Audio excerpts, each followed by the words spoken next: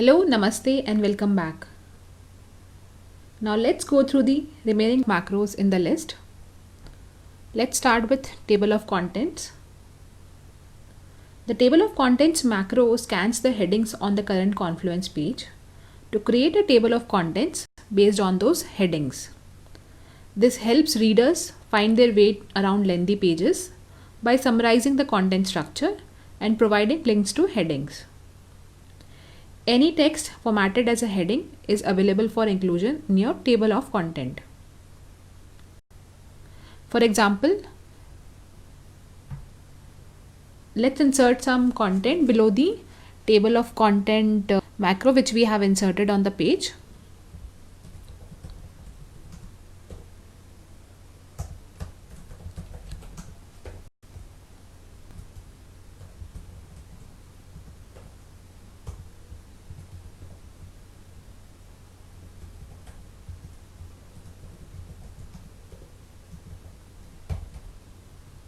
So I have inserted multiple headings.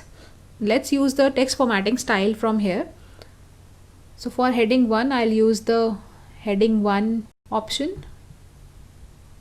Similarly for heading 2, I'll use this heading 2 option. You can use the shortcuts as mentioned against these headings under the style drop down. And similarly for heading 1 again, I'll use the heading 1. Since we already have the table of contents macro inserted on the page, you can now publish the page and see how it looks like once published.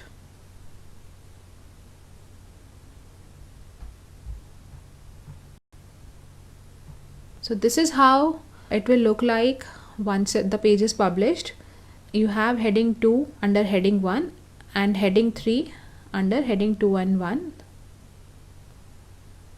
So basis the content we have inserted on the page and the text style which we had selected, the output is displayed accordingly. So the output which you have in the screen is also linked to the particular section. For example, in case I want to go to the heading 1 again. So once you click on heading 1 again, it will take you to the bottom of the page where heading 1 content is being mentioned. So this particular feature helps the reader find their way around lengthy pages, and this basically has summarized the content structure above and has provided the links to the headings. In case you want to edit this macro, we'll go back to the editor and click on edit. So just click on this macro and click on edit. So this will open a macro window where you can edit the parameters under this macro. So the first parameter is the output type. So by default, the output type is selected as list.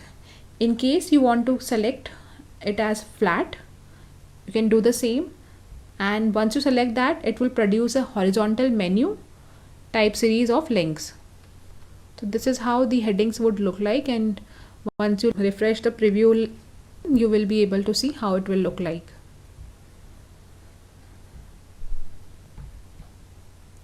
So the next parameter is display section numbering. So by default it is clear. In case you select this checkbox, it will apply outline numbering to your headings. So let's do that and preview it. So you can see that against heading 2 we have 1.1, against heading 3 we have 1.1.1.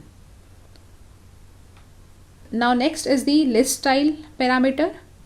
So by default the style selected over here is disk. So disk is basically the style of bullet point which is there against each of the item. In case you want to select any other style, you can do that. So there are multiple options which are available. You can have circle as one of the styles. So if you type circle, it will convert it into circle. In case you want to have square, you can type square.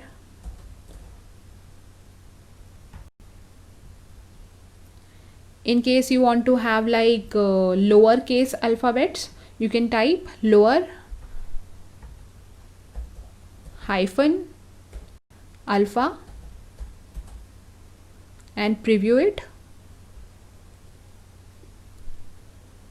Similarly, you can use lower Roman to have Roman numerals, or you can use upper Roman to have upper Roman numerals. The next parameter is heading indent.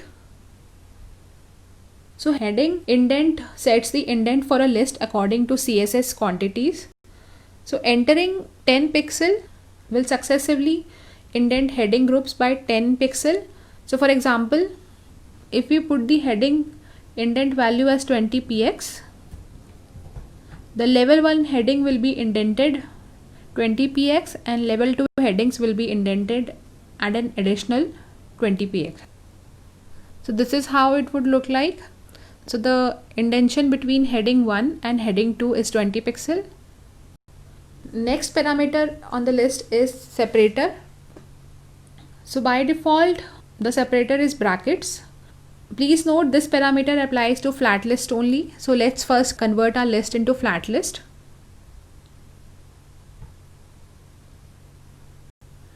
So the brackets which you can see, the square brackets which you can see over here is currently chosen as the separator.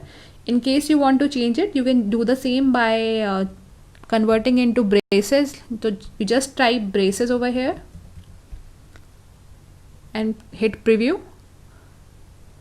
So you can see that the separator has been converted into braces. Similarly, you can also use parenthesis. So for that, you just have to type parens, P-A-R-E-N-S.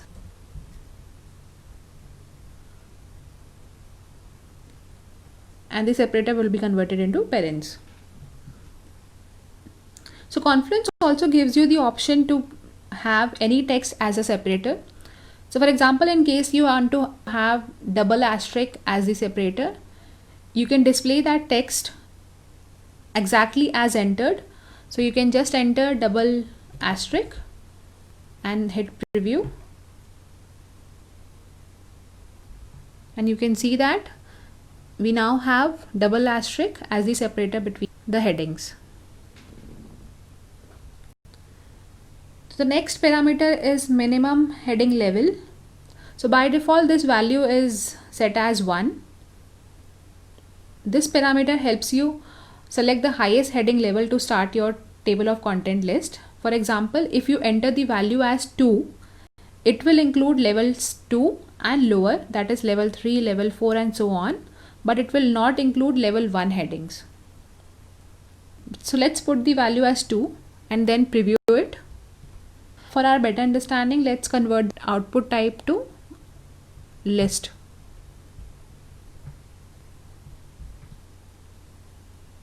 So you can see that the table of content list has started with heading 2 and it does not include the heading 1.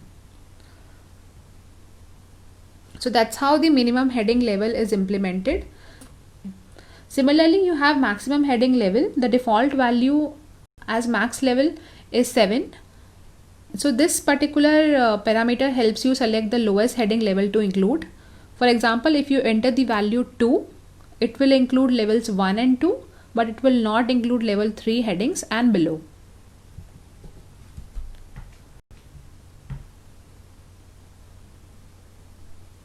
So you can see that it has included only level 1 and 2 and not level 3.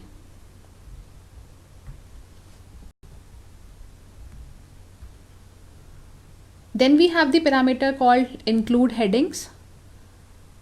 So this particular parameter helps you filter headings to include according to a specific criteria. So you can use wildcard characters. For example, in case you want to have only heading 3 to appear, in that case enter heading 3 in this field.